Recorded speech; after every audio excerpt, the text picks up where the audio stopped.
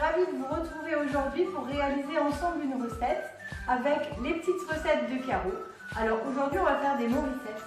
Donc on va avoir besoin de 500 g de farine, 30 g de beurre, 150 ml d'eau et 150 ml de lait.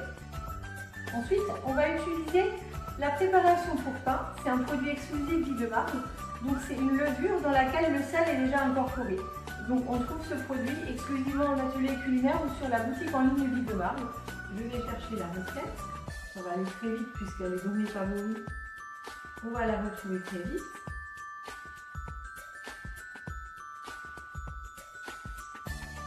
Voilà, les moricettes alsaciennes. Et c'est parti. Donc là, on a juste à suivre les instructions.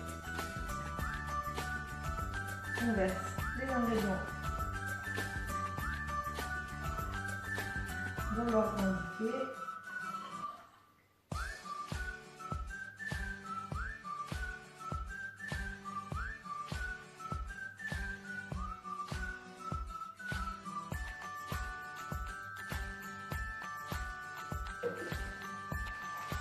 On va mettre le sachet de levure. Donc je vous rappelle que dans la levure, il y a le sel qui est incorporé. Voilà, donc là on va juste jeter.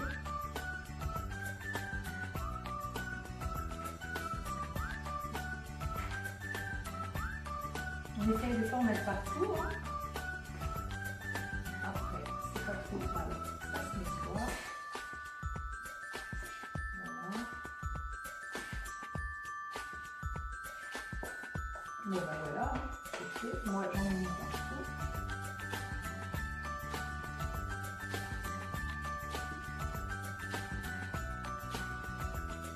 C'est bien, on confirme. Là, on mélange.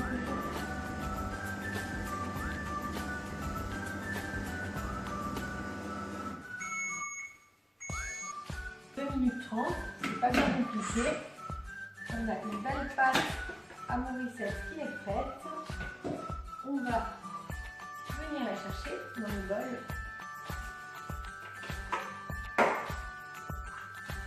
Voilà, on fait descendre la pâte avec les lames.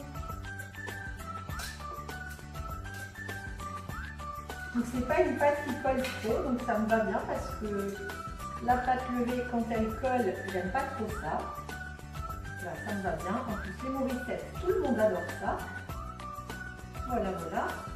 Notre pâte est prête. On n'oublie pas de libérer les couteaux. C'est quand même mieux de les enlever. Voilà.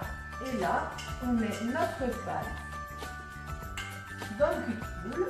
On vient mettre une toile de cuisson par-dessus ou un linge hein, si vous voulez, ou un film étirable, et on va laisser monter pendant 40 minutes.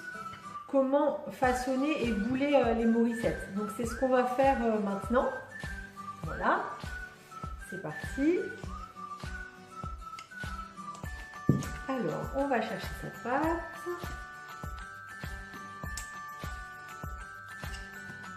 Donc à cette étape-là, vous avez le droit de vous défouler, donc vous tapez, voilà, pour bien dégazer, utiliser le râtoir.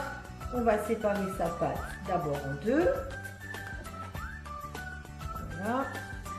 Ensuite, à chaque fois, encore une fois en deux. Donc on aura 4 pâtons, à peu près de la même taille. Si vous êtes vraiment... Si vous aimez bien que tout soit calibré, vous pouvez peser chaque pâton. Donc chaque boule, on va encore une fois la séparer en 3. Voilà. Et donc là, donc nous on va vouloir des petites moricettes allongées, mais je vais quand même vous montrer comment bouler une moricette. Alors, quand on dit bouler, on prend donc un morceau de pâte. Et on ne fait pas comme ça, hein, comme quand on fait de la pâte à modeler. Non, c'est quand même une étape assez importante. Voilà, donc vous prenez votre petite boule de pâte et vous la faites rouler entre vos doigts en fait. Hein. Donc il faut que la petite boule de pâte roule entre vos doigts. Petite boule, on va simplement venir l'aplatir un petit peu pour en faire une morissette allongée. Voilà. Donc, on prend la pâte, on la roule entre les doigts, on n'appuie pas comme sur la pâte à modeler. Voilà. Donc là, on n'est pas forcément obligé de faire une deuxième levée parce que le temps qu'on façonne, en fait, on va pouvoir ensuite les tremper dans le bain. Donc ça, c'est l'étape suivante. On va faire chauffer de l'eau avec le bicarbonate de soude et un petit peu de sel. Et c'est ce qui va apporter la couleur brune des morissettes. Voilà, donc on étale, on allonge à chaque fois. Voilà.